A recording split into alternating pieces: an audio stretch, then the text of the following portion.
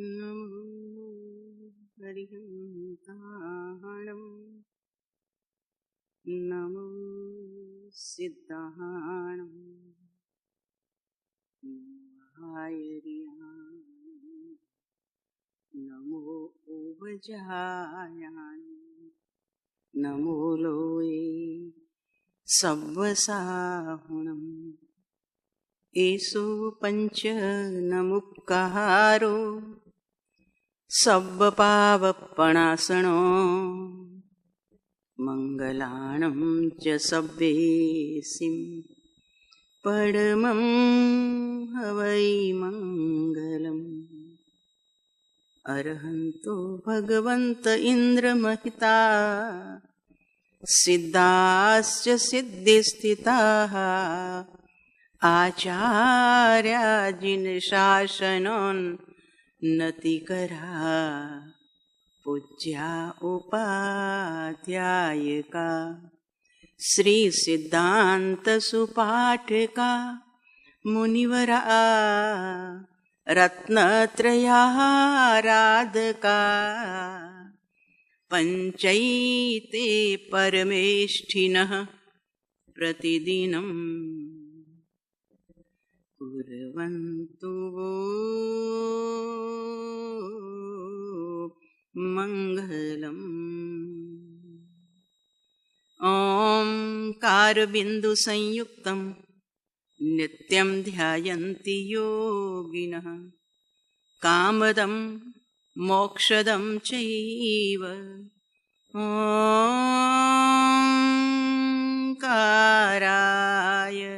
नमो नमः। अज्ञानतिमिरान्धानां ज्ञानाञ्जनशलाकया चक्षुरुन्मीलितं येन तस्मै श्रीगुरवे नमः। महादिव्या कुक्षिरत्नं शब्दजितरवात्मजं श्रीराजचन्द्रमहं वन्दे तत्त्वलोचनदायकं प्रभु तत्त्वलोचनदायकम्। देवकुले समुत्पन्नं रत्नकुक्ष्या विभूषणम् श्रीजी प्रभु महं वन्दे आत्मशान्ति प्रदायकं प्रभु तत्त्वलोचनदायकम्। प्रार्थना। अपना ही रंग मोहे रंग दो प्रभु जी, अपना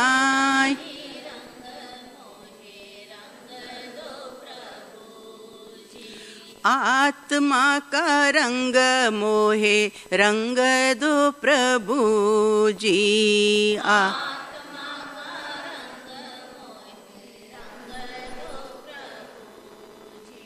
ज्ञान में मोह की धूल लगी है, ज्ञान में मोह की धूल लगी है, इससे मुझे को छुड़ा दो प्रभु जी।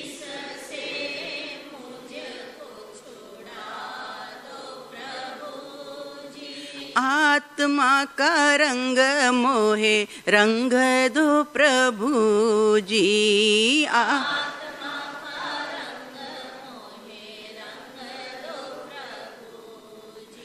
सच्ची श्रद्धा रंग अनुपम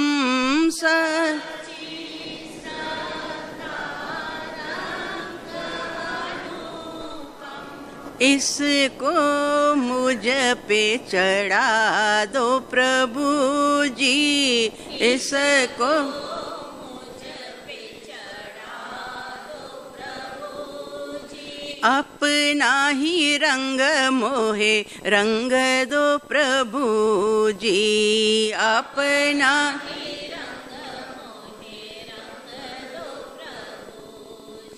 रत्नत्रय रंग तुमरा सरीखा,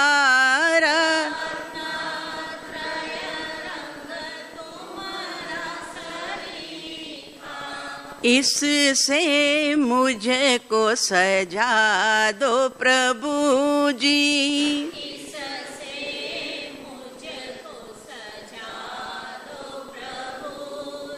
सेवक शरण ग्रही जिनवर की से,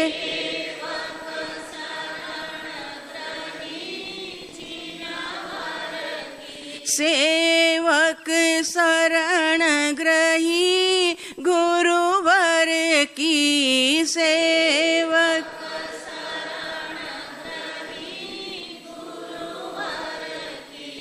जन्म मरण दुख मिटा दो प्रभु जी,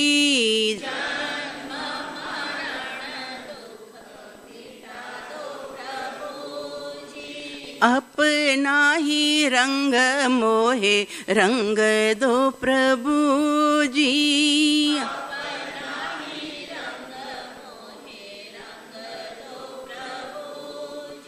आत्मा का रंग मोहे रंग दो प्रभु जी,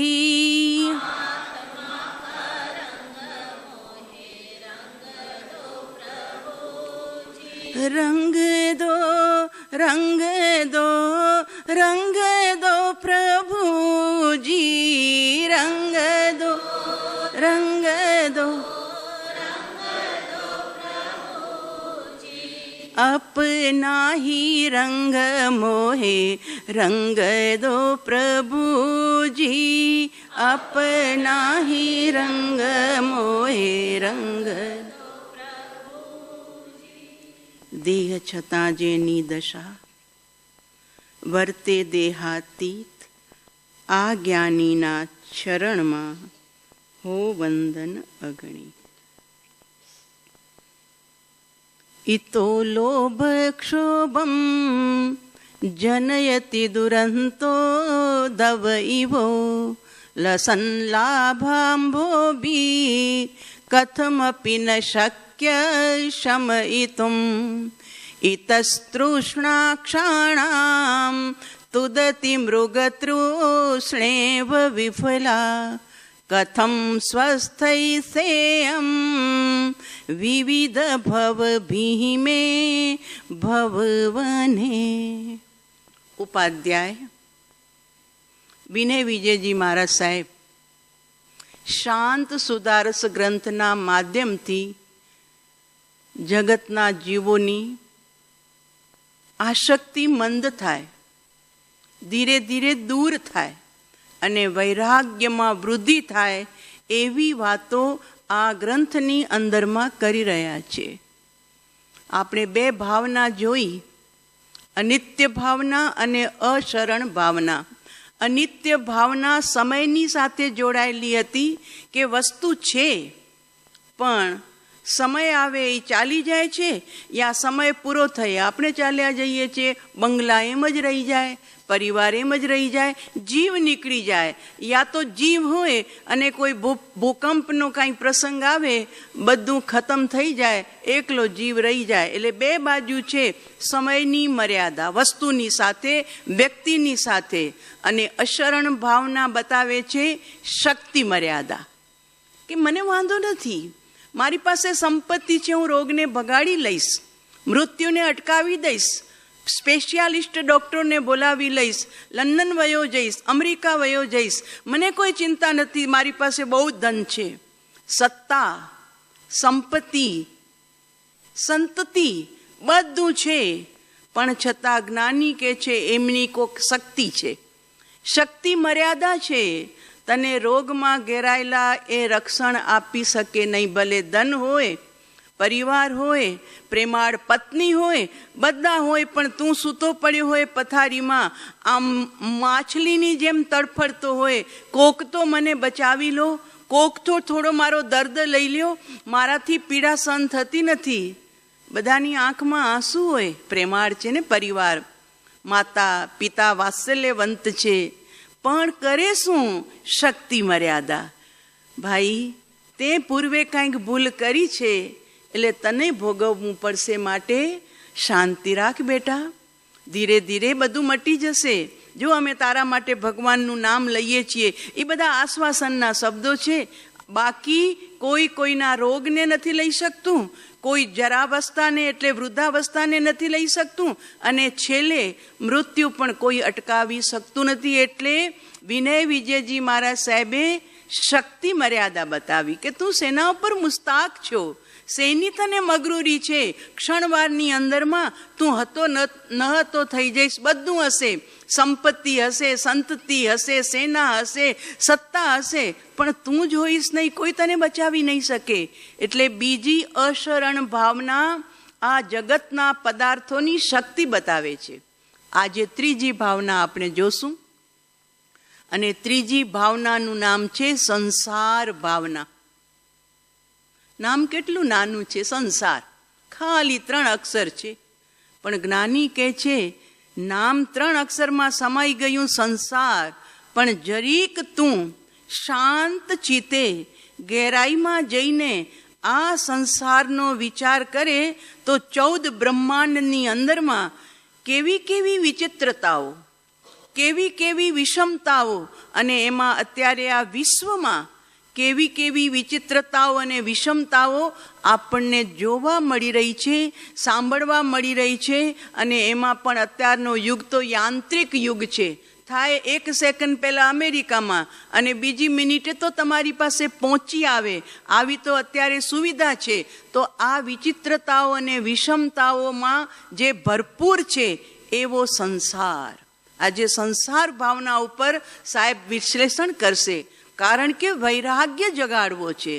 જીવ ચોંટી પડ્યો છે સંસારમાં, એટલે સંસાર શબ્દનું વિશ્લેષણ કરતા લખે છે સમ એટલે સમ્યક પ્રકારે, શ્રુ એટલે સરતી. સંસ્કૃતમાં શ્રુ શબ્દ છે, એ ધાતુનો સર એનું વિશ્લેષણ કરી અને સમસરતી એટલે સારી રીતે સરકી જાય એનું નામ સંસાર. ક્યાં સરકે છે સાહેબ? તો કે ભવમાંય સરકી જાય છે. ગતિશીલતા. હજુ તો કે હમણાં જન્મ્યો બાળક, તો કે બસ જન્મ્યો શું, અડધા કલાકમાં તો શ્વાસ પૂરા થઈ ગયા. માત્ર અડધા કલાકમાં. માએ બિચારીએ 9 મહિના સુધી પેટમાં વજન ઉપાડ્યો, એનું પોષણ કર્યું, પાલન કર્યું, ખુશી અનુભવી, પણ માત્ર અડધા કલાકની અંદરમાં તો સંસ્કૃતિ સરકી ગયો. એક ગતિમાંથી બીજી ગતિમાં, બીજીમાંથી ત્રીજી ગતિમાં. એમ આપણે બધા અનંતકાળથી આ સંસારમાં ગતિશીલતામાં સરકતા સરકતા કોઈ પ્રાંત બાકી નથી રાખ્યો, કોઈ દેશ બાકી નથી રાખ્યો, અરે કોઈ જગ્યા જ બાકી નથી રાખી કે જ્યાં આ જીવ જન્મ્યો ન હોય અને જ્યાં આ જીવ મર્યો નહીં. ભટક ભટક ભટક ચાલુ જ છે આ જીવની. એટલે સંસાર સરકતો છે, ભવમાંય સરકે છે અને ભાવોમાંય સરકતો છે. કેટલા ભાવ સરકે છે કે ક્ષણ પહેલા તો ક્ષમા ભાવનામાં હતો, ક્ષમામાં હતો, ખૂબ પ્રેમથી બેઠો હતો, અને કાંઈક નિમિત્ત મળ્યું એટલે ક્ષમા ગઈ લાખો જોજન દૂર, અને આક્રોશની અંદરમાં જીવ આવી જાય છે. એટલા માટે ઓલા 5 પરાવર્તન છે ને, દ્રવ્ય પરાવર્તન, ક્ષેત્ર પરાવર્તન, કાળ પરાવર્તન, ભાવ પરાવર્તન અને ભવ પરાવર્તન. કેટલી વાર કર્યા આપણે બધાએ આ પરાવર્તન? એટલે ફરી ફરીને. તો જ્ઞાની કે છે અનંત. દ્રવ્ય પરાવર્તન અનંત વાર કર્યા આ જીવે. જે દ્રવ્યને ભોગવ્યું એને કેટલી વાર? તો કે ફરી ફરીને અનંત વાર. ક્ષેત્ર પરાવર્તન, આ કચ્છની ધરતી ઉપર આપણે અનંત વાર આવી ગયા છીએ, અનંત વાર. પછી ગમે તે રૂપે આવ્યા હોઈએ, જાનવરના રૂપે, પંચીના રૂપે, જંતુના રૂપે, મનુષ્યના રૂપે, ગમે તે રીતે પણ અનંત વાર ક્ષેત્ર પરાવર્તન 14 બ્રહ્માંડનું કર્યું છે. અનંત વાર કાળ પરાવર્તન, બધા જ કાળમાં આપણો જન્મ, 1 સેકન્ડથી કરી અને અનંત સેકન્ડો સુધી, કલાકો, દિવસો, મહિનાઓ, વર્ષો સુધી સ્પર્શ કરતો કરતો આ જીવ જન્મ્યો. અને ભાવ કેવા સ્પર્શ કર્યા? તો કે 9મા ગ્રૈવેક સુધી પણ પહોંચી ગયો આ જીવ. એટલે એવા ઉત્કૃષ્ટ શુભ ભાવ પણ કર્યા. અને 7મી નરક સુધી પણ પહોંચી ગયો, એવા અશુભ ભાવ પણ આ જીવે કેટલી વાર કર્યા? તો કે અનંત વાર. અનંત વાર. બધું અનંતની વાત છે. જૈન દર્શનમાં અનંત, સંખ્યા અસંખ્ય તો બહુ જૂજ વાત છે ભાઈ, અનંતની વાત છે. અને ભાવ પરાવર્તન પછી મળે છે જેવા ભાવ એવો ભાવ. કહેવત છે જેવી ગતિ તેવી મતિ. છેલ્લે જેવી ગતિ હોય એવી આપણે અનુમાન બાંધી શકીએ કે આ જીવની ગતિ સારી થઈ કે ખોટી થઈ. ખબર પડી જાય એની ગતિ બે પ્રમાણે થવાની હોય, એ પ્રમાણે એની મતિ હોય. ખૂબ શાંતિપૂર્વક દેહ છૂટે એટલે ખ્યાલ આવે કે ચોક્કસ આ સારી ગતિમાં જીવ જઈ રહ્યો છે. અને જે ઉત્પાતીઓ હોય, અરે ધમાલ ધમાલ અંદરમાં ચાલતી હોય, કશાય, રગવાટ, આર્ત ધ્યાન, ગતિ તેવી મતિભાઈ. ખ્યાલ આવી જાય કે આ જીવ બિચારો બીજા ઘરે જઈ રહ્યો છે, મનુષ્ય ભાવ ખોઈ રહ્યો છે, કારણ કે એના પરિણામ બતાવી રહ્યા છે. તો ભાવ પરાવર્તન અને પછી છે અનંત ભવની ગતિશીલતા. ભવ પરાવર્તન કેટલા? તો કે અનંત. અનંત કાળથી આ જીવ સંસારમાં રખડી રહ્યો છે. એટલે આજે આચાર્ય ભગવાન સંસાર ભાવનાના પહેલા શ્લોકમાં પહેલો કસાય બતાવ્યો કે ઈતો લોભ ક્ષોભ જનયતી દુરંતો દવ ઈવો. જેમ જંગલમાં દાવાનળ લાગે, ઝાડમાં ઝાડ ઘસાય, ડાળીથી ડાળી ઘસાય એટલે અગ્નિ સળગી પડે, અને ઈ દાવાનળને કોઈ બુઝવનાર ન હોય. એ સ્વયં પછી ધીરે ધીરે બુઝાય, બધું સ્વા થઈ જાય, ત્યારે બધું ખતમ થઈ જાય બાળીને. પછી દાવાનળ 7 દિવસે પણ શાંત થાય અને 4 દિવસે પણ શાંત થાય, જ્યારે બધી ટોટલી વનસ્પતિને ખતમ કરી નાખે ત્યારે. તો જેમ જંગલનો દાવાનળ બધું સ્વા કરી જાય છે, એ અગ્નિરૂપ રાક્ષસ બધું ખાઈ જાય છે, એમ અહીંયા આચાર્ય ભગવંત કહે છે કે અહીંયા લોભરૂપી દાવાનળ દુરંત, દુખે કરીને જીતી શકાય. કસાયો જાય છે ને આપણી સિદ્ધાંત યાત્રા પ્રમાણે, તો ક્રોધ પહેલો જાય છે, પછી માન જાય છે, પછી માયા જાય છે. એ 3 કસાય પહેલા જાય. પછી હાસ્ય, રતિ, અરતિ, ભય, શોક, દુગંચા, સ્ત્રીવેદ, પુરુષવેદ ને નપુંસક વેદ. આ 9 જે વિભાગ છે એ 9 કર્મના પણ પહેલા નીકળી જાય. 9મા ગુણસ્થાનકે ક્રમે ક્રમે ક્રમે કરી અને છેલ્લે સૌથી જાય છે સંજ્વનન, લોભ. એ લોભ બહુ ખતરનાક છે. એટલે તો કીધું ને પાપનો બાપ કોણ? આજે શૌચ ધર્મ છે ને, કુદરતી વાત જ એવી આવી ગઈ, શૌચ ધર્મ. તો શૌચનો ઓપોઝિટ શું શબ્દ છે? તો કે જેમ ક્રોધ, એનો ઓપોઝિટ શબ્દ છે ઉત્તમ ક્ષમા ધર્મ. માન જાય અને નિર્ભયમિયંતા આવે તો એનો ઓપોઝિટ શબ્દ છે ઉત્તમ માર્દવ ધર્મ, નમ્રતા. મુનિરાજોને હોય આ 10 ધર્મ મુનિરાજોના છે, એનો મતલબ એ નહીં કે આપણને છુટ્ટી મળી ગઈ. તો કે એ તો મુનિઓનો હોય. એટલે આપણે અહંકારમાં જીવવાનું, મમકારમાં જીવવાનું, એવું અભ્યાસ કરવાનો આ અવસર છે. અભ્યાસ કરશું તો મુનિ દશા સુધી આપણે આ કસાયો ઉપર વિજય મેળવી શકશું. પણ આ મનુષ્ય ભાવમાં જો આપણે એ કસાયોને ઉપશાંત, આપણા સાહેબ લખે છે, જો તને સમ્યક્ત જોઈએ છે ને, તું અમારા ચરણોમાં તારા આત્માની સમૃદ્ધિ પામવા આવ્યો છે, રિદ્ધિ સિદ્ધિ પામવા આવ્યો છે, તો અમારી પાસે કન્ડિશન છે કે પહેલા ઉપસમ ભાવમાં જવું પડશે. કષાયની ઉપશાંતતા. ઉપશાંતતા જશે નહીં કસાયો. કસાયો જાય તો કેવલ જ્ઞાન થઈ જાય, પણ શાંત થાય ભાઈ, ઓછા થાય, નરમ થાય. એટલે જીવને કસાયો અનંત કાળથી રખડાવે છે. એટલે ઉત્તમ ક્ષમા ધર્મ, બીજો છે ઉત્તમ માર્દવ ધર્મ, ત્રીજા દિવસે હતો ઉત્તમ આર્જવ ધર્મ, ક્રોધ, માન, માયા, અને ચોથો છે શૌચ ધર્મ. આજે ક્રમમાં આપણે પુસ્તક પ્રમાણે હાલ્યું તેમાં પહેલા સત્ય લઈ લીધું છે, પણ આમ બીજી ચોપડી છે ને મારી પાસે મુખમીચંદજીની બહુ વર્ષો પહેલા મળી હતી 10 લક્ષણ વાંચવા માટે, તો એમાં 4થા નંબરે શૌચ ધર્મ લખ્યું છે. આખું વ્યાખ્યાન એમનું શૌચ ધર્મનું છે. તો શૌચ નામ નિર્લોભતા, પવિત્રતા. ભાવોમાં કશાય અડે નહીં. કોને? તો કે મુનિરાજોને. કોઈ પ્રકારનો એમને લોભ નથી. મુનિઓ લોભના વિજેતા છે. લોભને જેમણે જીતી લીધો છે અને અજ્ઞાની જીવ લોભથી જીતાઈ ગયો છે. એટલે જ્ઞાની કે છે લોભનો પણ ઉપસંભાવ, એવું નહીં કે માત્ર ક્રોધનો ઉપસંભાવ. ક્રોધપત્ર કોઈ આપતા નથી, માનપત્ર મળે છે, પણ એ માનપત્રની પાછળ પણ છે ને લોભ કસાય પડ્યો હોય છે. ક્રોધની પાછળ પણ લોભ કસાય હોય છે. ક્રોધ ક્યારે આવે? આપણું ધાર્યું થાય નહીં. ઘરમાં દીકરો માને નહીં બાપનો, તો બાપને આવે ગુસ્સો. એ ગુસ્સો આવવાનું કારણ શું? તો કે તે મારી વાત કેમ ન માની? તો એ મનાવવાની એને લોભની સંજ્ઞા હતી કે મારી વાત, હું ઘરનો વડીલ છું, બધાએ મારી વાત માનવી જ જોઈએ. અરે નાનું બાળક 2.5 વર્ષનું 3 વર્ષનું એ રીસાઈને રસ્તા ઉપર સૂઈ જાય છે. માં કે એટલું જ કે બેટા પગે ચાલો, પાપા ચાલો, હું આંગળી પકડું છું. ઓલો કે નહીં મને ગોદી કર, મને ગોદી કર. છે અનુભવ તમને બધાને, માતાઓ છો, ગોદી કર, ઉઠાવ મને. અને જો તમે ઉઠાવી લ્યો તો એની જીત થઈ, એટલે એ પ્રસન્ન, એ રાજી. પણ જો તમે ઉઠાવો નહીં અને એને કહો ના ચાલ, તને ચાલવું જ પડશે, હું નહીં ઉઠાવું, લે ગમે તેવી જગ્યા હોય એને સારામાં સારા સુંદર કપડાં પહેરાવ્યા હોય, જરાય ચિંતા ન કરે કે આ મમ્મીના કપડાં બધા ધોયેલા ગંદા થઈ જશે, એ લેટી જાય છે રસ્તા ઉપર. શેના માટે? એની ઈચ્છા હતી મમ્મી મને તેડે, ઈચ્છા પૂરી ન થઈ, આ ઈચ્છાનો લોભ, અને એ લોભ પૂરો ન થયો એટલે આવ્યો ક્રોધ, ગુસ્સો.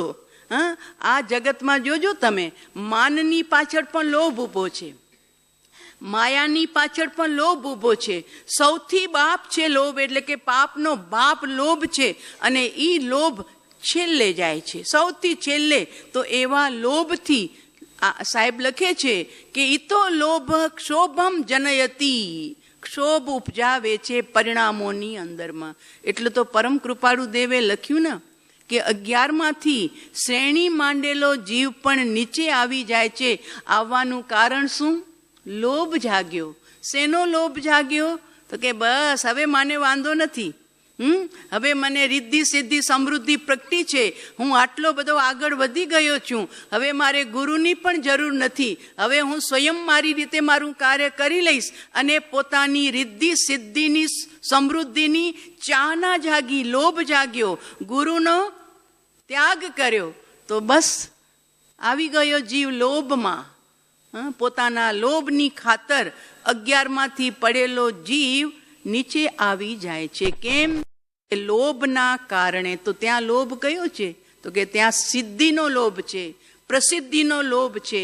કારણ કે કંઈ ને કંઈ પ્રગટ થઈ જાય છે ને સાધના કરતા કરતા. એટલે તો પરમ કૃપાળુ દેવે પ્રભુ શ્રીજી મહારાજ સાહેબને ખાસ ભલામણ કરી હતી કે મુનિ, સાધના કરશો એટલે રિદ્ધિઓ પ્રગટશે, સિદ્ધિઓ પ્રગટશે, પણ એ રિદ્ધિ સિદ્ધિને ઓળંગી જજો, એમાં આવી નહીં જતા. અને જો રિદ્ધિ સિદ્ધિમાં મોહાઈ ગયા, એમાં લોભાઈ ગયા, એમાં અટવાઈ ગયા, તો જે આત્મસિદ્ધિની વાત છે ને એ તમારી રહી જશે. માટે રિદ્ધિ સિદ્ધિના ડુંગરાને ઓળંગી જજો, મૌન થઈને રહી જજો. જગતના જીવોને લક્ષ્ય ન જાય કે તમારી પાસે કોઈ રિદ્ધિ સિદ્ધિ પ્રગટી છે, મૌન થઈ જજો. એ રિદ્ધિ સિદ્ધિઓ કોઈને બતાવતા નહીં, કારણ કે આ જગત તો બિચારો દુઃખી છે.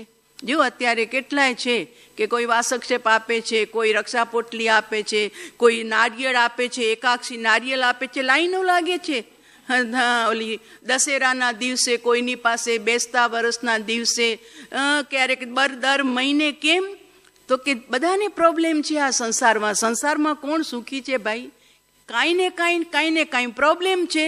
તો હવે એ પ્રોબ્લેમને સોલ્વ કરવા માટે સંતો પાસે જાય છે, અને સંતો પણ એને આશ્વાસન આપે છે કે આ રાખ તારા ઘરમાં, તારા બધા દુઃખ દારિદ્ર્ય દૂર થઈ જશે. પણ એમ દુઃખ દારિદ્ર્ય કોઈના દૂર થતા નથી ભાઈ. જ્યાં સુધી તારા પુણ્યનો ઉદય નથી થયો ત્યાં સુધી કોઈ નાળિયેર પણ સુખી કરી શકે નહીં. એક ભાઈ પાસે છે ને બહુ તકલીફ હતી, તો જ્યોતિષ પાસે ગયો. શનિ મહારાજ, ज्योतिषी जोईने कीधु कुंडली आपको शनि महाराज नड़ता है, शनि महाराज का जाप कराना पड़ेगा. तो क्या आप कर दो, मुझे तो मंत्र आता नहीं है और समय भी नहीं है मेरे पास, तो आप कर दो शनि महाराज का जाप. तो क्या कुछ रखना पड़ेगा, मुफ्त में नहीं होगा. तो क्या 500 रुपया है तेरे पास? तो कि 500 होता तो आपके पास आता क्यों? 500 नहीं है कोई बात नहीं, 100 रुपया तो होगा ना तेरी जेब में। तो कि 100 ही नहीं है। तो कि 50? तो कि 50 भी नहीं है। 50 भी नहीं है तेरे पास? तो कि नहीं, तो 5 रुपया है तेरे पास? तो कि 5 भी नहीं है, मेरी जेब एकदम खाली है। तो कि जा, तेरा सन्नी क्या कर लेगा? जुओ, સન્ની તેરા ક્યાં કર લેગા? આમ કે સન્નીનું જાપ કરવું પડશે, એનો મતલબ એ થયો ને કે પોતાના કરેલા પોતાને ભોગવવા પડશે. કોઈ જાપ કરે એનાથી ડૉક્ટર સાહેબને કહેજો તો ખરા કે સાહેબ દવા તમે ખાઈ લેજો, મને તંદુરસ્તી ખપે છે.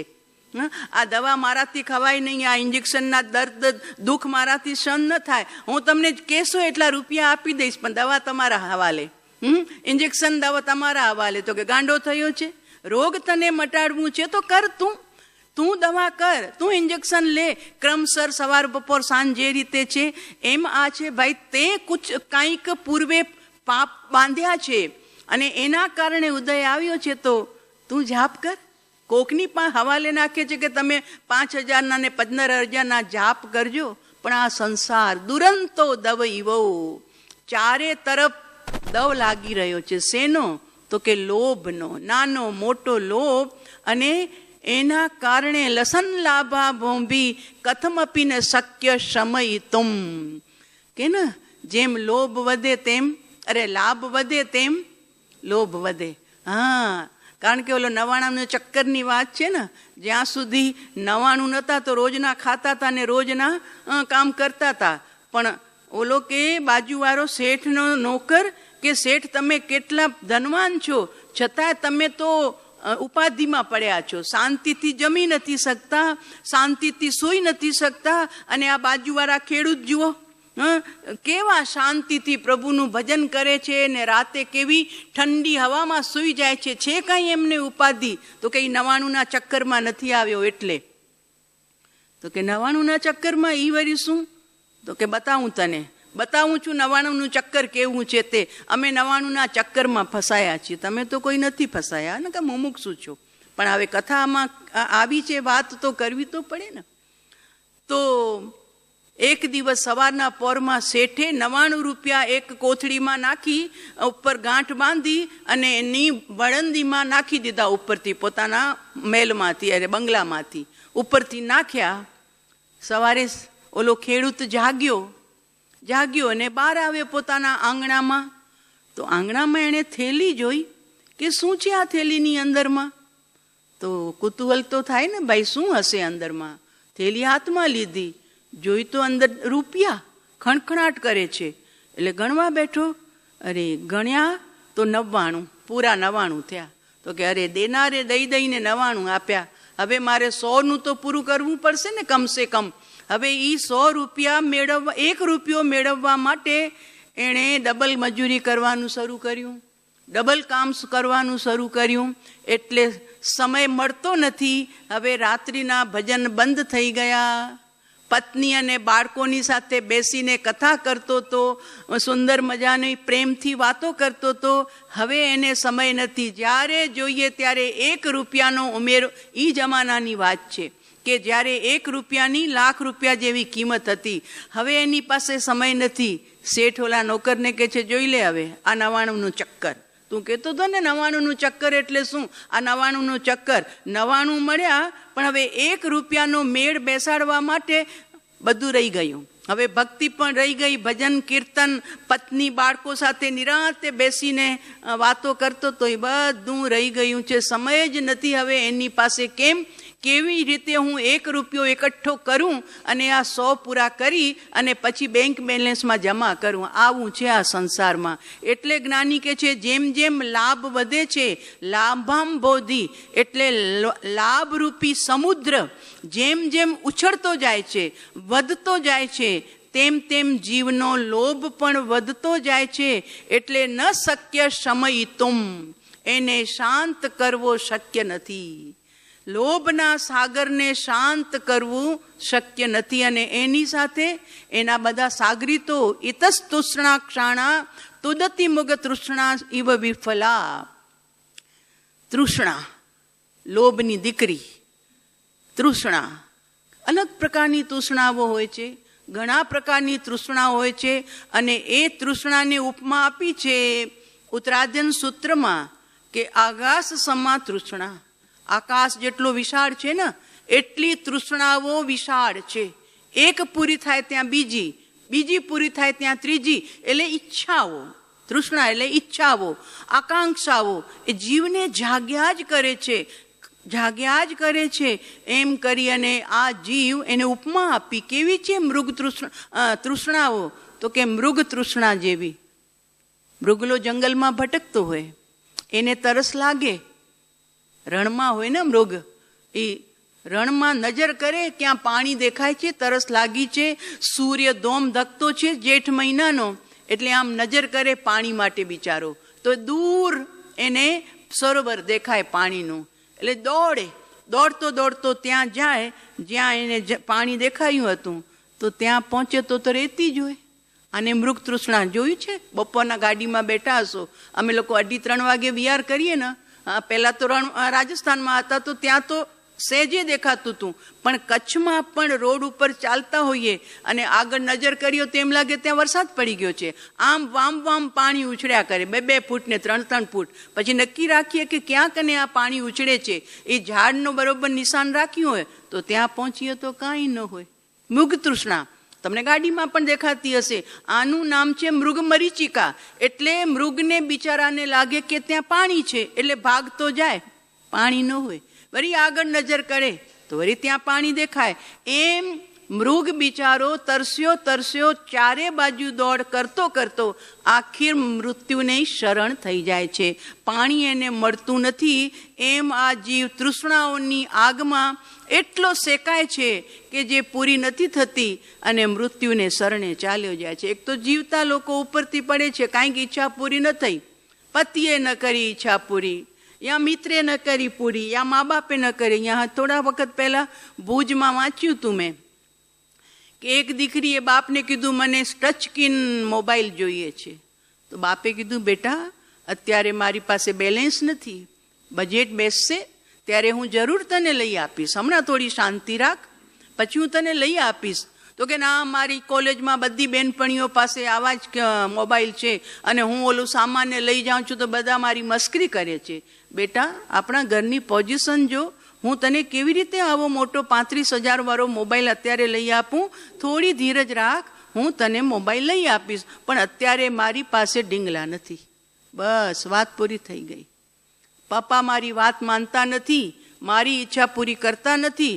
ગઈ ઉપર, લગાવ્યો ફાંસો, બસ પ્રાણ આપી દીધા. એક મોબાઈલની ખાતર છોકરીએ પોતાના પ્રાણ. આ તૃષ્ણા, મને મળવું જ જોઈએ. બીજી છોકરીનું આવ્યું હતું, રોજ લગભગ આવે ભુજનું. તો કે મને પપ્પા આવા ચપ્પલ ખપે છે, બહુ મોંઘા. તો કે બેટા આપણા આટલું બજેટ નથી, આવા ચપ્પલ ન ખરીદી શકાય, સિમ્પલ પણ ચપ્પલ પહેરી શકાય ને. તને તો ખાલી ચપ્પલ પહેરવા છે, રક્ષણ આપવું છે પગને, તો હમણાં તું આવા ચપ્પલથી ચલાવી લે, પછી હું તને સારા માયલા શૂઝ બૂટ પણ તને ફરવા માટે લઈ આપીશ. તો કે ના, મને હમણાં જ ખપે, હમણાં જ ખપે. તો કે હમણાં મારી પાસે નથી, શક્તિ નથી, બજેટ નથી. ખોટું લાગ્યું દીકરીને. તો કે બસ જ્યારે જીવવું જ નથી.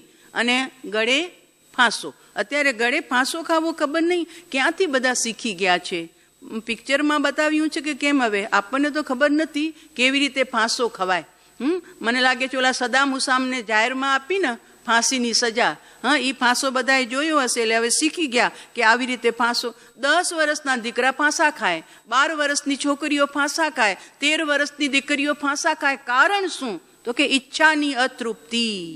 ઈચ્છાની અતૃપ્તિ એટલે જ્ઞાનીઓ કે છે ઈચ્છા ઉપર કંટ્રોલ કરો, ઈચ્છા નિરોધ સંવર છે ને તત્વાર્થ સૂત્રમાં. તો કે ઈચ્છાઓનો નિરોધ કરવો એનું નામ સંવર છે. ઉઠવા જ ન દો ઈચ્છાને, ઉઠે એની ભેગી સમાવી દો. કોઈના કપડાં જોયા તો આ ડ્રેસ ક્યાંથી લાવ્યા, તરત અંદરમાં સળવળ થાય મારે પણ ખરીદવું છે. તરત ઈચ્છાને કહો બેસી જા, બેસી જા, તને નહીં મળશે, તારી પાસે આટલા કેટલા ડ્રેસ છે અત્યારે? તો કે હશે 50-55 તો છે તારી પાસે પોતાના આત્માને. તો કે હવે નહીં મળશે, બેસી જા, તને નહીં મળશે અત્યારે ડ્રેસ. કારણ કે અત્યારે તારી પાસે પરિગ્રહના આટલા તો પોટલા છે.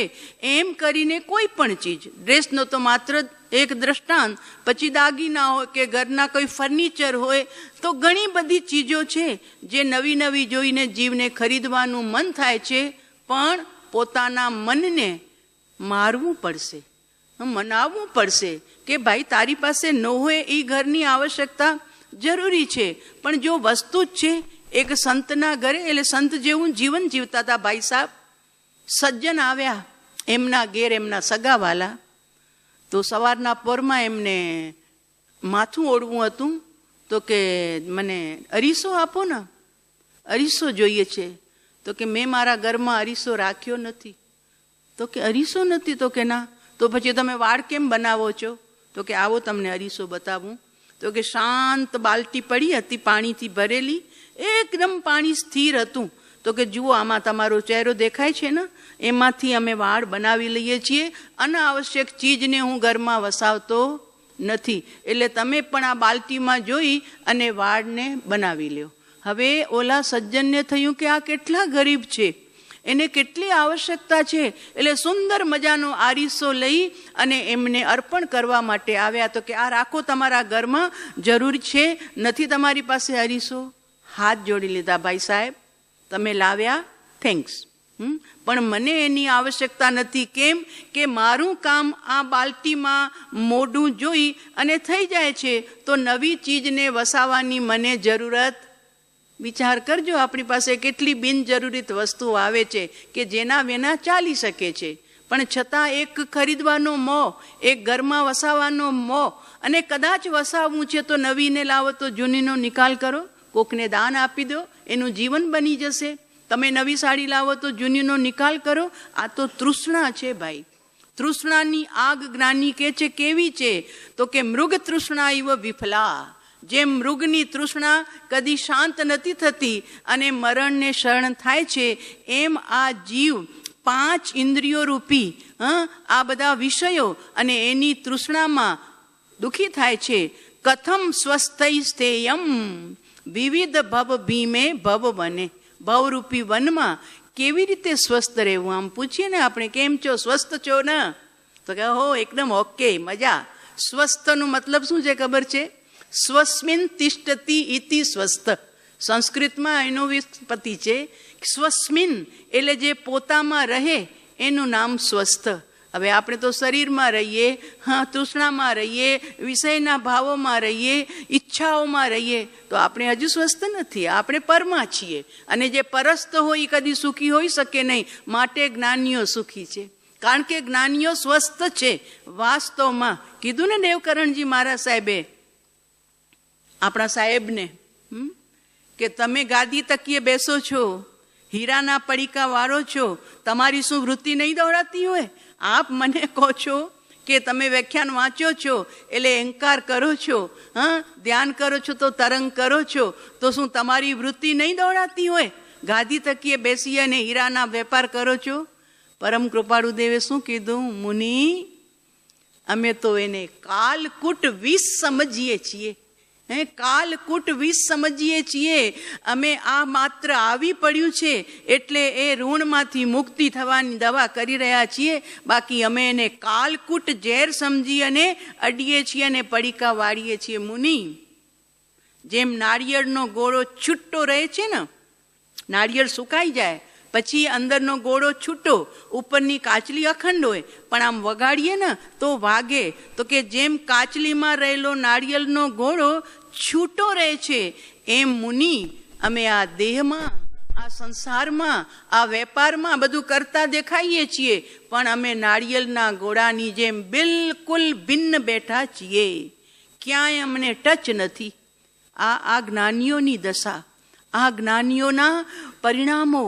આપણે એમના ફોલોઅર્સ છીએ તો આપણે પણ એ પગલે એમના જેવો થવામાં તો હજુ ઘણો સમય લાગશે, પણ જેટલા અંશે થઈ શકીએ એટલી આપણી ઈચ્છાઓ ઉપર આપણે કાબુ રાખીએ, એને સમાવીએ. આજે શૌચ ધર્મ છે, ઉત્તમ શૌચ ધર્મ. ઉત્તમ શબ્દ તો સમ્યક દર્શન સહિત.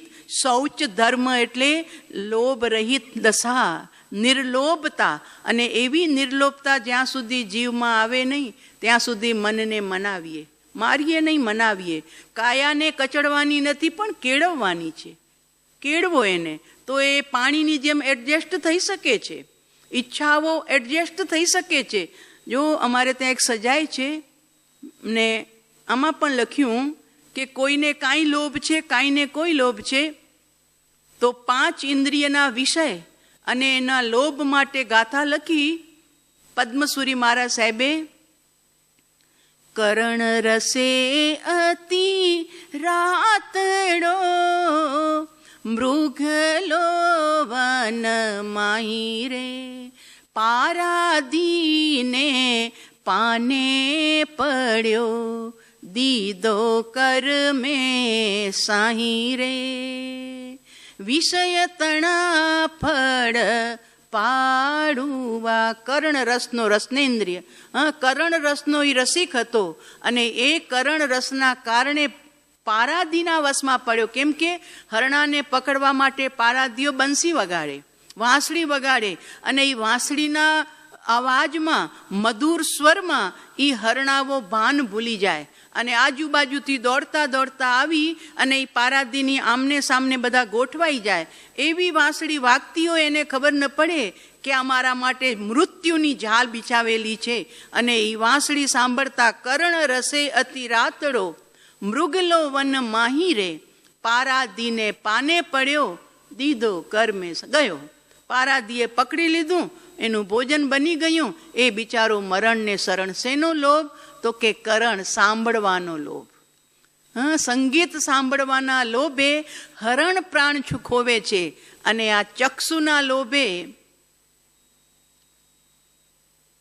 પતંગિયો દેખો રે રૂપે પતંગિયો દીવે પડિયો પતંગ રે પ્રાણ તજી પર ભવ ગયો દુખિયો થયો દિન રે વિષય તણા ફળ પાડુવા. પતંગો જ્યાં ખુલ્લા દીપક જલતા હોય એના ઉપર આવે.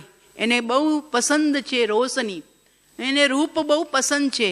એટલે રૂપની આજુબાજુ એ જે દીપકની જ્યોત છે એની આજુબાજુ આંટા મારે. તમે જોયું હશે ખુલ્લા દીવા દીપાવલીએ પણ હોય છે, મંદિરોમાં પણ હોય છે. તો એ આજુબાજુ પતંગિયા ફરતા જ હોય, ફરતા જ હોય. એટલું બધું એને રૂપ ગમે છે.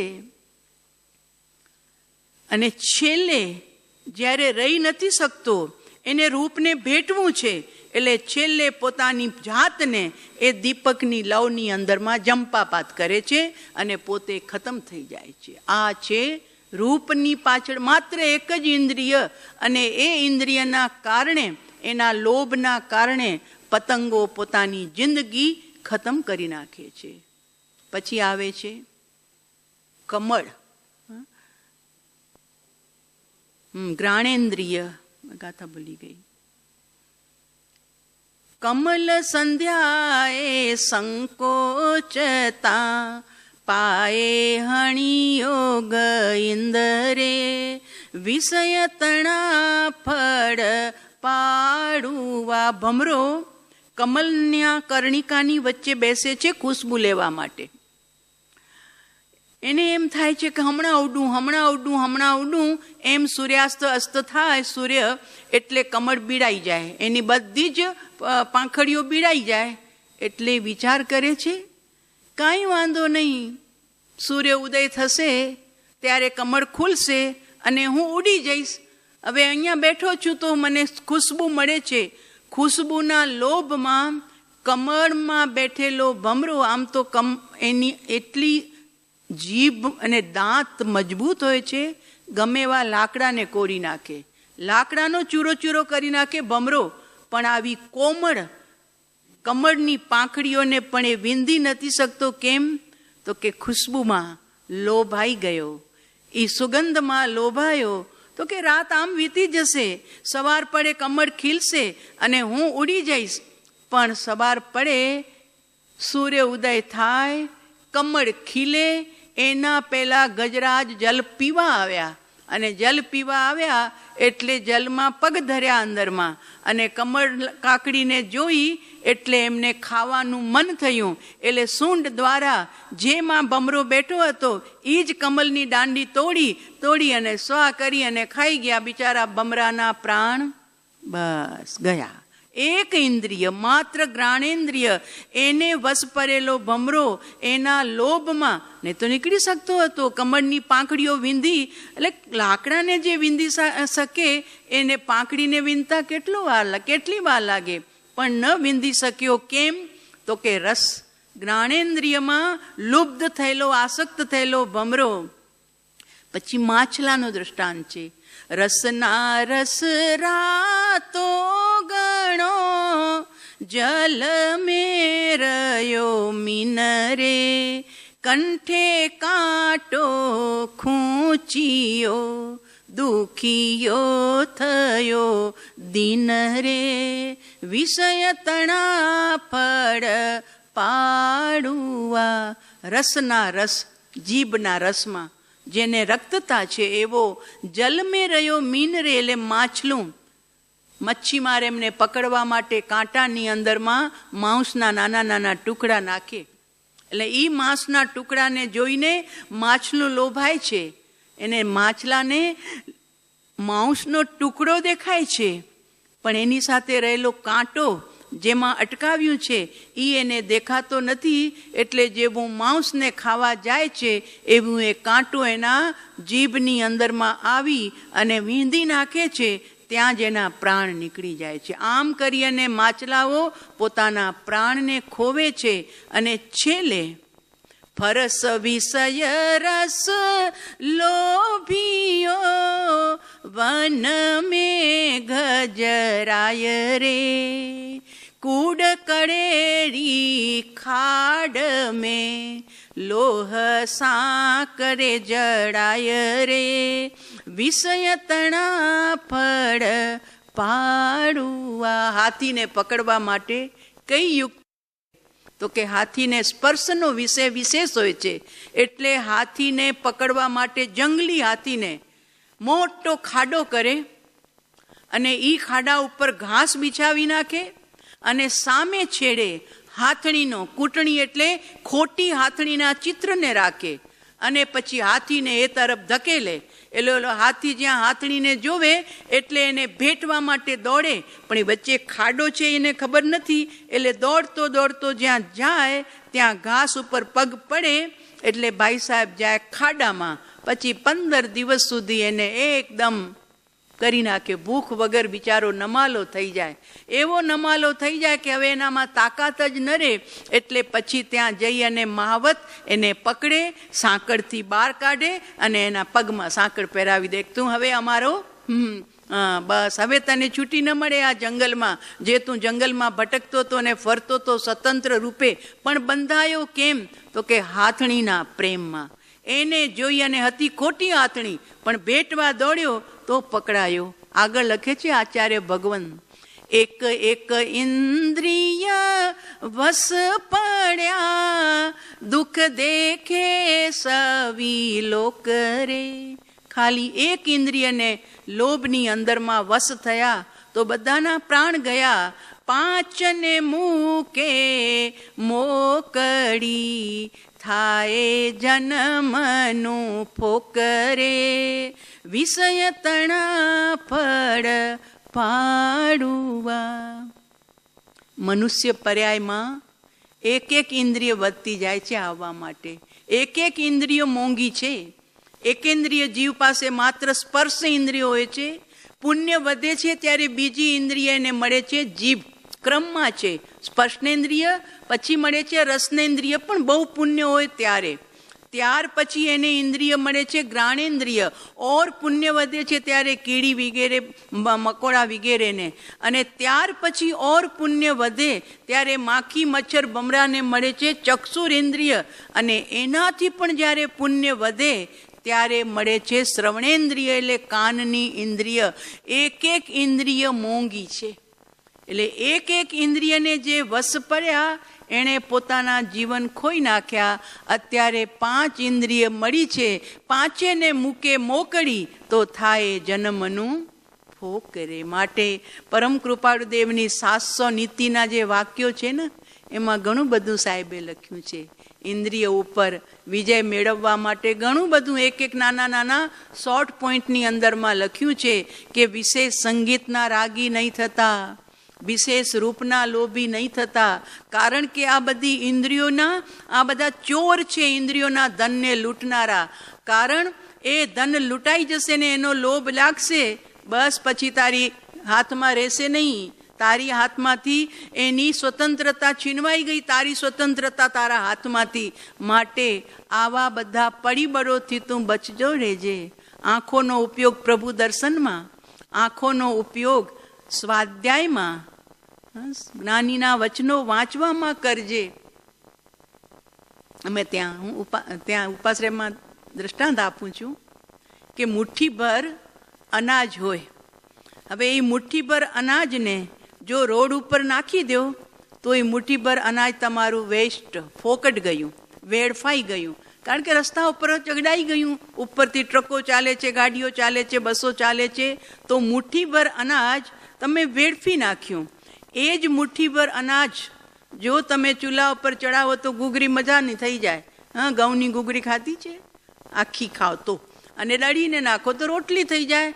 તો એ તમારી મુઠ્ઠીભર અનાજ છે ને, એનો તમે ઘરની અંદરમાં વપરાશ કર્યો. ઓલું વેડફ્યું, આ વપરાશ કર્યો. પણ એ જ મુઠ્ઠીભર અનાજને તમે ખેતરમાં લઈ જાઓ અને ખેતરની અંદરમાં એની વાવણી કરો તો એ મુઠ્ઠીભર અનાજમાંથી તમને ટનબદ્ધ અનાજ મળે, કિલોબદ્ધ ગુણી ભરી અને અનાજ મળે. તો અનાજ વેડફી પણ શકાય છે, વાપરી પણ શકાય છે અને વાવી પણ શકાય છે. એમ આપણને 5 ઇન્દ્રિયો મળી છે અને 6ઠું મન મળ્યું છે. એને આપણે શું કરીએ છીએ? વાપરીએ છીએ, વાવીએ છીએ કે પછી વેડફીએ છીએ? એ આપણે પોતાને જોવાનું છે. કારણ કે બહારમાં, વોટ્સઅપમાં, ન કામની વસ્તુઓમાં આપણે જો સમય પસાર થાય છે, આંખોનો, કાનનો, તો એ બધું વેડફાય છે, એ જાય છે બધું રસ્તામાં. અને ઘરના કામો માટે, દુકાનના કામો માટે, સમાજના કામો માટે જે વપરાય છે ઇન્દ્રિયો, એ તમારો વપરાશ છે, એ હજુ યોગ્ય છે. અને એ જ ઇન્દ્રિયોને પ્રભુ શ્રવણમાં, પ્રભુ દર્શનમાં, ચિંતનમાં, એના ગુણગાન ગાવામાં, એમાં જો વપરાય છે ઇન્દ્રિયોનો વિષય, તો એની વાવણી થાય છે. અને એ વાવણી ફરીને બીજા જન્મમાં સુંદર આંખ આપશે, સુંદર કાન આપશે, સુંદર જીભ આપશે અને સુંદર ઘ્રાણેન્દ્રિય મળશે અને સ્પર્શનેન્દ્રિય મળશે. નહીતર કાંઈક ને કાંઈક ખોટ મળે છે. તમે જાઓ સ્કૂલોની અંદરમાં, બૈરા બધિર બાળકોની સ્કૂલ, અંધ બાળકોની સ્કૂલ, આપણને એમ થાય કે આપણા જેવા મનુષ્ય છે. અમે બિકાનેર ચતુર્માસ હતા, અમારા ગુરુદેવની તિથિ હતી, તો બધા બાળકોને ગિફ્ટ દેવા માટે બોલાવ્યા હતા. અંધ, બધિર, મુખ બધાને. બધિર અને મુખ હતા એ તો વ્યવસ્થિત આવી ગયા બિચારા, ખાલી બોલી નહોતા શકતા, સાંભળી નહોતા શકતા, પણ ચાલી બરોબર આવ્યા. પંડાલની અંદરમાં વિશાળ પંડાલ હતો, 3000 માણસ બેઠું હશે, બરોબર આવી ગયા. પણ જ્યારે અંધ બાળકો આવ્યા, પ્રજ્ઞાચક્ષુ, બિચારા જોઈ ન શકે. એની સાથે એમના સર હતા, એ આમ બેસાડે અમારી સામે મોઢું રાખીને, તો એ બિચારા આડા બેસી જાય. કોઈ ઉત્તરમાં મોઢું કરે, કોઈ દક્ષિણમાં મોઢું કરે. આ દ્રશ્ય જ્યારે જોયું ને, ત્યારે મારું તો હૃદય રોઈ ગયું. ઓહો, જુઓ તો ખરા, આ પણ આપણા જેવા મનુષ્ય છે બિચારા, પણ કેટલા અપંગ થઈ ગયા. કઈ બાજુ બેસવું છે એ પણ સર બેસાડે છે, પકડીને બેઠા, આમ બેસો, આમ બેસો. કાં એકબીજાની સામે બેસી જતા હતા. અરે જુઓ, આ કાંઈક પૂર્વે ભૂલ કરી આ જીવોએ, જ્યારે આવી પોઝિશનમાં પહોંચી ગયા છે. અને અમે, મારા આત્માએ કાંઈક એવું સુંદર કાર્ય કર્યું છે કે અત્યારે 5 ઇન્દ્રિય પરિપૂર્ણ મળી છે અને 6ઠું મન ચિંતન કરવા માટે મળ્યું છે. તો હે જીવ, જાગી જા, ફરી આવા જન્મમાં ન જવું પડે એટલા માટે સાવધાની રાખવી પડશે. અને એ સાવધાની માટે આ ઉપાધ્યાય ભગવંત કે છે, કથમ સ્વસ્થૈ સ્થેયમ વિવિધ ભય ભીમે ભવ બને. જે સંસારની અંદરમાં વિવિધ ભયંકર ભયો છે, એવા સંસારરૂપી વનમાં કથમ સ્વસ્થૈ સ્થેયમ, કેવી રીતે સ્વસ્થ રહી શકીએ.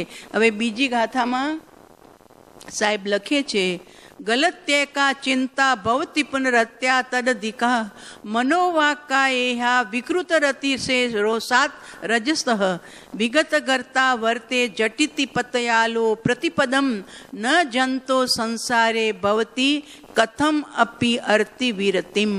આર્ત ધ્યાનથી અને પીડાથી, આરતી ઉતારો છો ને તમે, આરતી, આ રતિ, રતિ એટલે પીડા, અરતિ એટલે પીડા, વેદના, રતિ એટલે ખુશી, રાજીપો, અરતિ એટલે નારાજગી, પીડા, એને દૂર કરવા માટે પ્રભુ આપના ચરણોમાં અમે આવ્યા છીએ.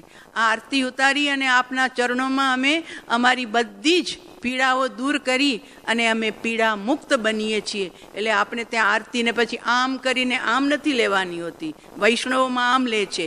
આરતી ઉતારી રાખે આરતી ને પછી બધા આમ આરતી લેતા જાય, બધા આમ આરતી લેતા જાય. જ્યારે જૈન દર્શનમાં આરતીનો મતલબ છે સાહેબ આપના ચરણોમાં અમારા બધા જે દોષ હતા, પીડાઓ હતી, બધું આપને અર્પણ કરી દીધું, કારણ કે આપ તો મહાસાગર છો જ્ઞાનના. હવે એના પર હાથ ફેરવીને માથે પાછું ન લેવાય, બસ દૂરથી પ્રણામ સાહેબ. અરતિને દૂર કરે એનું નામ આરતી. જો અહીંયા કીધું ને કેવી રીતે જીવ આ સંસારમાં વીરતીને અરતીથી રહિત થશે, કારણ કે આ સંસારમાં ચિંતાઓનો દાવા નળ ચાલી રહ્યો છે. ગલતી એકા ચિંતા ભવતી પુનરપા તદ અધિકા. એક ચિંતાને દૂર કરવા માટે જીવ તૈયાર થાય ત્યાં બીજી ચિંતા પૂરી થાય ત્યાં ત્રીજી ચિંતા, એટલે મત્સ્ય ગલાગલ ન્યાય છે. જે કે નાનું માછલું મોટું માછલું નાના માછલાને ગળી જાય છે, એમ આ મનુષ્ય જીવનમાં નાની ચિંતા ગૌણ હોય છે, મોટી ચિંતા વિશેષ હોય છે. પણ એક ચિંતા જ્યાં પૂરી થાય ત્યાં બીજી ચિંતા જાગે છે. એટલે મન, વચન અને કાય જેના કારણે રોષથી, એ રજસથી ભરાઈ જાય છે. એટલા માટે જ્ઞાનીઓ કહે છે, ભાઈ જો એક દૃષ્ટાંત, કુમારપાળ મહારાજા જ્યારે જંગલમાં ભટકતા હતા, રોટી માટે પણ તરસતા હતા, સિદ્ધરાજ જયસિંહે પાછળ માળા ગોઠવ્યા હતા, ક્યાંય શાંતિથી બેસી નતા શકતા. આજે અહીંયા તો કાલે બીજી જગ્યાએ છુમંતર થઈ જાય, કારણ કે સિદ્ધરાજ જયસિંહના માણસો ગમે ત્યારે પકડી લે. તો એક વખત જંગલમાં ઝાડની નીચે બેઠા હતા, વિચાર કરતા હતા ક્યાં સુધી મારે દોડતા રહેવાનું, ક્યાં સુધી ભયભીત રહેવાનું, ક્યાં સુધી ભાગતા રહેવાનું. સિદ્ધરાજથી બેઠા હતા એટલામાં એક ઉંદર બહાર આવ્યો. એના મોઢાની અંદરમાં એક સોનામોર હતી. સોનામોર એણે જગ્યા સૂંઘી, સારી જગ્યા જોઈ, ત્યાં એક સોનામોર રાખી, પાછો અંદર ગયો, બીજી સોનામોર લાવ્યો, પાછો અંદર ગયો, ત્રીજી સોનામોર લાવ્યો. એમ એણે 32 સોનામોરો દરમાંથી બહાર કાઢી અને બહાર ઢગલો કર્યો. કુમારપાળ મહારાજા આ નાટક જોતા હતા. ઢગલો કર્યા પછી એ ઉંદર ચારે બાજુ પ્રદક્ષિણા કરી. જો આ ધનનો મોહ, કે ને ધન પ્રત્યેની મૂર્છા આ પણ બનાવી નાખે. જ્યાં ધન પડ્યું હોય, પહેલાના લોકો દાટીને રાખતા હતા, પછી પ્રાણ નીકળી જાય તો એના ઉપર શેષનાગ થઈને આવે, કોઈને નજીક આવવા ન દે. તો એણે ઢગલો કર્યો, પ્રદક્ષિણા કરી, પછી ઢગલા ઉપર નાચ્યો, ખૂબ રમ્યો ઢગલા ઉપર, ખુશ થઈને એના ઉપર ઠેકલા માર્યા. રમી લીધું થોડીક વાર. કુમારપાળ મહારાજા આ નાટક જોતા હતા અને પછી સમય પૂરો થયો રમવાનો એનો, એટલે એક સોનામોર ઉઠાવી અને પાછો દરમાં લઈ ગયો. બસ હવે બધી સોનામોરો નીકળી જશે. કુમારપાળ રાજા હજુ નહોતા બન્યા ત્યારે, તો હજુ તો રસ્તામાં રજડતા હતા બિચારા. તો કે ઓહો, આ જાનવરને શેની ચિંતા છે? પરિવારને પાડવાનું છે, પોસવાનું છે, કે આ સોનામોર લઈ જઈને કાંઈ રોટી રોજી લેવાની છે? માત્ર મમતાથી આ સોનામોરો પોતાના ઘરમાં પાછી લઈ જશે. મને અત્યારે તાતી જરૂર છે, બહુ આવશ્યક છે, મારી પાસે કપડાં નથી, ભોજનની કોઈ વ્યવસ્થા નથી, ઘાસ ખાઈને મને દિવસો કાઢવા પડે છે, તો આ સોનામોર મારા કામની છે. એટલે ફટ દઈને ઊભા થયા. ઊભા થઈને જે ડગલો પડ્યો હતો એને ફટાફટ ઉઠાવી લીધો, પોતાની પાસે રાખી લીધો અને જોતા હતા કે હવે ઉંદર શું કરે છે. એક સોનામર અંદર રાખીને બહાર આવ્યો. ઉંદર જુએ છે તે જગ્યાને સૂંઘે છે, ચારે બાજુ નજર કરે છે. ધન દેખાતું નથી, ધન દેખાતું નથી. એટલો બધો અંદરથી હતાશ થઈ ગયો, ઉદાસ થઈ ગયો. મારી સોનામોર ક્યાં ચાલી ગઈ? એટલે એણે ત્યાં ને ત્યાં એ જગ્યા ઉપર પોતાનું માથું પટકવા માંડ્યો. એટલું માથું પટક્યું. કુમારપાળ મહારાજા જોતા હતા. અંદરમાં વેદના પણ થઈ, દુઃખ પણ લાગ્યું. પણ કે મને મારી ચિંતા છે, મને ભોજનની ચિંતા છે, મને વસ્ત્રની ચિંતા છે, મારા જીવનયાપનની મને ચિંતા છે. અને એને કોઈ આવશ્યકતા નથી, માત્ર એ તો રમે છે અને લઈ જાય છે. હું શું કરું? હું કાંઈ જ કરી શકતો નથી. જોઉં છું એના પ્રાણ ચાલ્યા જશે. અને એની નજર સામે ઉંદરે માથું પટકી પટકીને એના પ્રાણ છોડ્યા. પ્રાણ છોડ્યા, મરી ગયો. જો આ મમતા!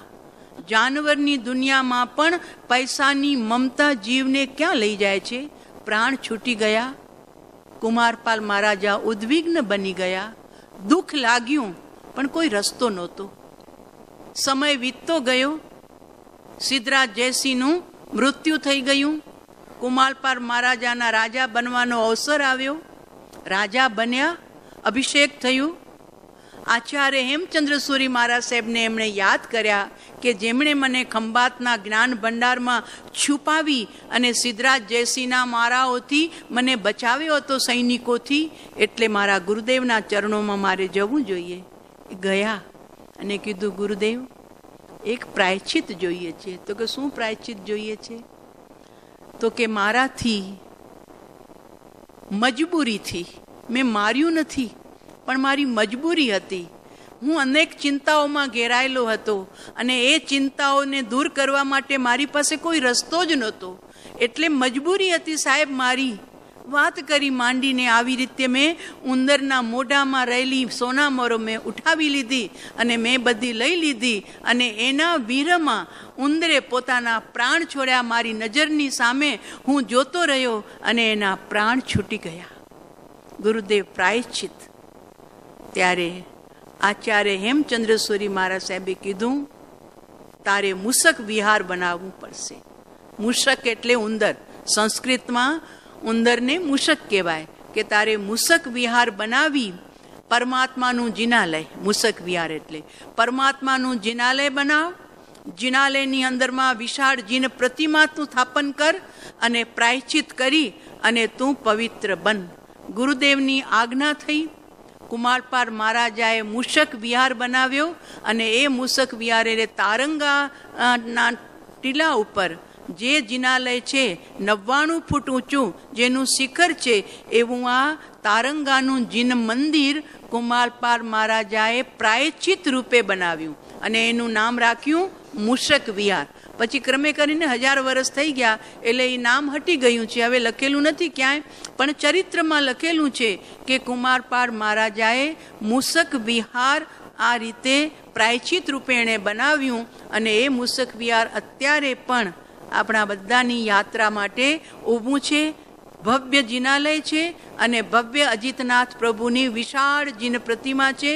તો આ વાત એ માટે કરવી હતી કે ચિંતા, એક ચિંતા જીવ પૂરી કરે ત્યાં બીજી ચિંતા પણ. હવે આ તિર્યંચનો જીવ, એને તો કોઈ ધનની ચિંતા હતી નહીં.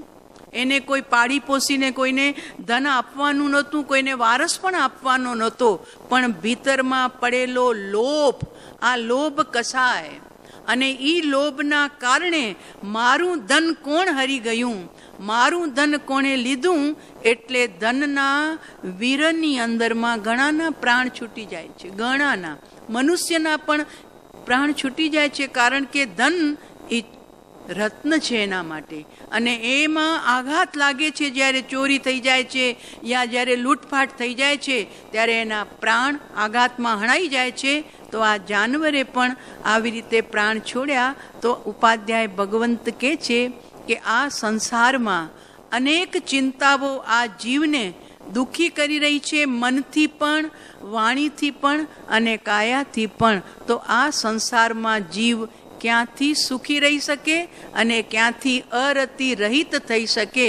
એને કાંઈક ને કાંઈક પીડા વેદના સહન કરવાની જ આવે છે. માટે હે ભવ્યજનો, તમારા અંતરમાં જે નિર્લોભતા છે, જે મહામુનિઓએ જીવનમાં આરાધી છે, એવી નિર્લોભતા, ઉત્તમ શૌચ ધર્મ, એનું આરાધન કરવા માટે ભલે ઉત્તમ ન હોય તો કાંઈ વાંધો નહીં, અવસરે ઉત્તમ થઈ જશે.